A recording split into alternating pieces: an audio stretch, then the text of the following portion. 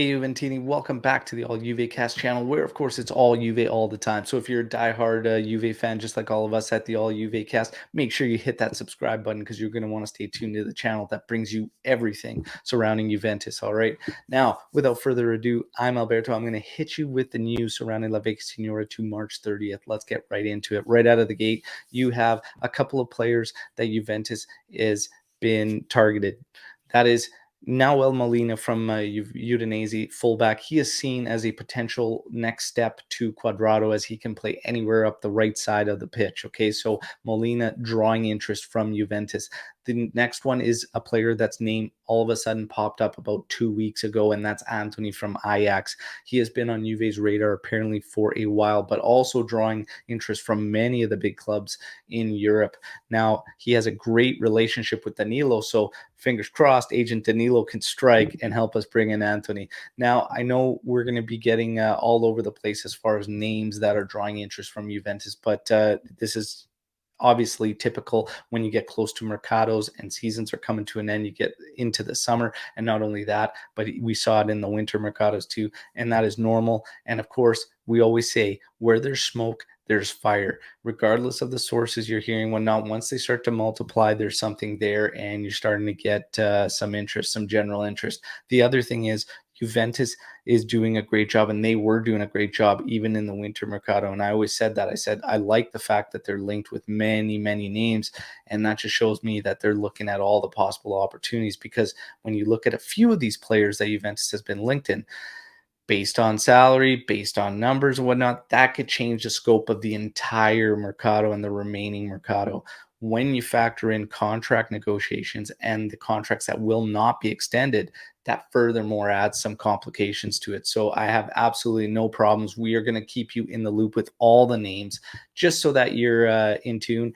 And whether it's, credible, whether it's not, we're just throwing them out there, even as hypotheticals, because we love hearing from all you Juventinians what you think about these current players. So there you have with Molina, and then you have another one with Antony from Ajax. Love to hear all your thoughts, Juventini, as always, and you guys have been great in the comments to the videos. Now, moving on to a contract negotiation, it's De Sciglio. De Sciglio is expected to meet with the club within the next 2 days to wrap it up. It seems like it's already a lock. They're just got to put pen to paper, and that's going to happen either tomorrow or the day after.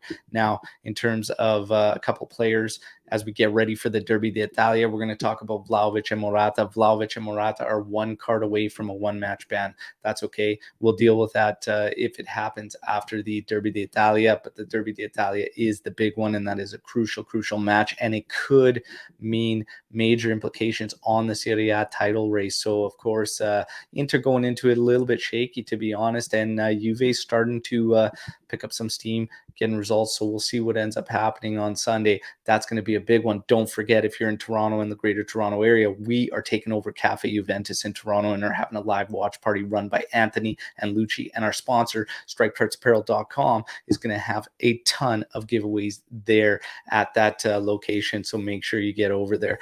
Now, Vlahovic and Morata, obviously talking about them and potential one-match ban should they get a card in the Derby d'Italia. Okay, so they are one card away. But Vlahovic, this is an interesting statistic: 5 goals in 8 shots. What does that mean? That is Vlahovic coming off of the international breaks. He has 5 goals in 8 attempts coming off breaks. So, that is a beautiful number heading into this Derby d'Italia, and I would love nothing more for him to kick off his Derby d'Italia debut for Juventus with a goal. Let's go, Vlahovic. Now, last but not least, we had an interesting conversation come up on social media, and we wanted to pop up here. Who is your favorite Juve number 10 since Del Piero? Obviously, with Dybala and everything, that coming to an end, a lot of fans reminiscing and whatnot, but I can't help but throw out Tevez. So we just put the poll out for fun on social media, and now I'm putting it out to all of you on YouTube. Who is your favorite number 10 post Del Piero? For me, it has to be Tevez, and I love Paulo Dybala, big fan. Pogba was a strange number 10 for me, a great player for Juventus and whatnot, but the 10 always felt weird. But Tevez for me. Tevez, my favorite number 10 since Del Piero. There you have it. That's all the news and a little bit of fun with the number 10 chat. Can't wait to hear from all of you in the comments. You guys have been great. Keep up the support.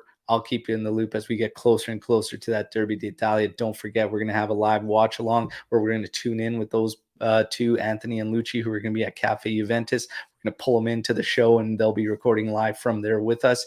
And then, of course, I am going to have a live watch along, okay, for the Inter match. And that's going to be red hot. Let's go. Finoallafine, Forza Juve. Till next time, ciao tutti.